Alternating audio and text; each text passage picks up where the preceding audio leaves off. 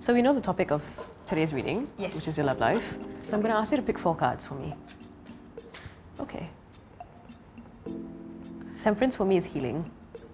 Okay, it's about healing, and we're talking about your love life, right? So I think the whole process of doing this documentary for you is also a journey of healing for you when it comes to you and relationships. I think these 2 cards for me are about the past and what you have experienced. So you might go from one relationship to another, and the fact again that it's reversed shows me that you would have like things to be different. Can you just draw one more card? Let's see. Okay. I just try to summarize all of this since it's sticking out. Okay, that's nice. I got the Fool! So the Fool isn't a bad card, despite its name. In this reading, it would represent the start of a new journey for you. Yeah, a new journey in how you approach your love life, in how you approach relationships. Whatever you're experiencing right now with the show, take the bits that you feel serve you, okay? And leave what doesn't. Yes, and leave what doesn't.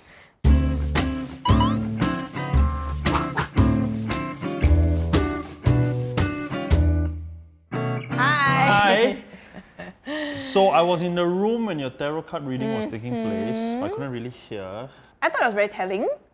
Okay. And I suppose Kavita gave quite a bit of insight as to like how I could work on myself with regards to my life and my love life. So she opened the way forward for me, I think. Okay. I would say that I'm quite spiritual. Like I believe in sort of these things. Yeah. Sure. And I think you know I'm pretty skeptical Yeah. about these things. Yeah. Yeah. And I think culturally across time, we've tried to define love in so many different ways, and every culture has love or relationship, matchmaking, like we are always on the pursuit of it. Yep. The one that comes up to my mind is Cupid, right? Yeah. I'm just curious to know, are there any culturally significant figures here? Did you know that the Yue Hai Qing temple was originally not known as a love temple? Oh, okay. Yeah, so apparently what happened was like Chinese immigrants used to come here in the 18th century to pray to one of the major deities for safe passage on the seas. Right.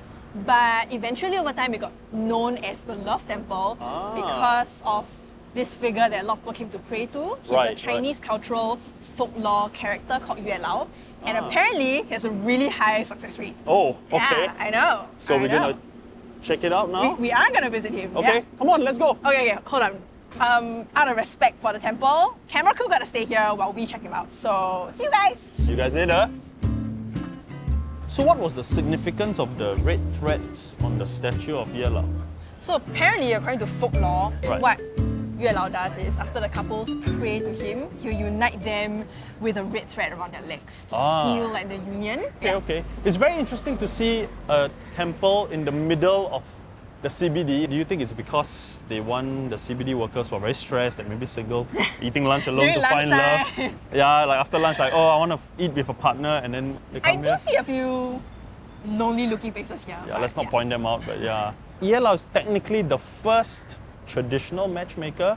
So I'm just curious to know if there is anyone, who would do that in the modern time. And I feel like in my community, there is someone who has adapted to the modern times and a bit more targeted towards maybe the Indian community. Okay, interesting. Yeah. So you are Minachi. That's right, and I'm you Meenakshi. are traditional matchmaker. I am a matchmaker. Matchmaker, okay, let's go with matchmaker. And so about a decade ago, most of the time when they wanted to find someone, it was from India. So that's why I said, then I'll start something. I'll take all the informations and the partner preference, and then with the data which I have, I will do the matchmaking personally. They like to wait for someone.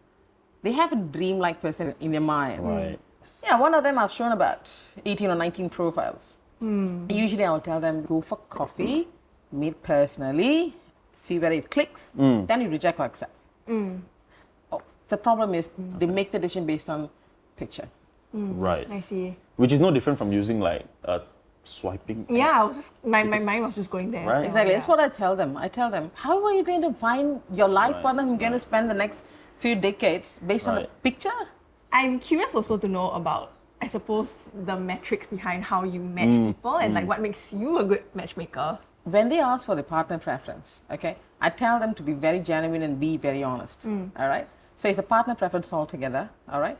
I will not match with any other things. It's not for numbers, alphabetical, numerology, nothing of that sort. In my head, like when I think about like an Indian matchmaker, it's always traditional, right? It's always zodiac and horoscope, and when the moon was here, when the sun was there, and then and we figure out math. Maybe there is math, I don't know. There is. But what you're saying seems pretty different from what they would do. So this is like you're doing almost like a modern style Indian matchmaking. No wonder people come to me. Eh? Yeah, I think so. That's why. Is there still a place for My kind of matchmaking? yes in Like Singapore going forward today? in the Yeah. future. There's a huge one. Interesting. Like there's still a Oh yeah. big demand for it. Very big demand. I've got people who are actually calling me from every part of the world who are Singaporeans. And I've got one mom from Alaska. So your services are now going global, basically, more or less. Nice to finally chill. Yes. So should we reflect?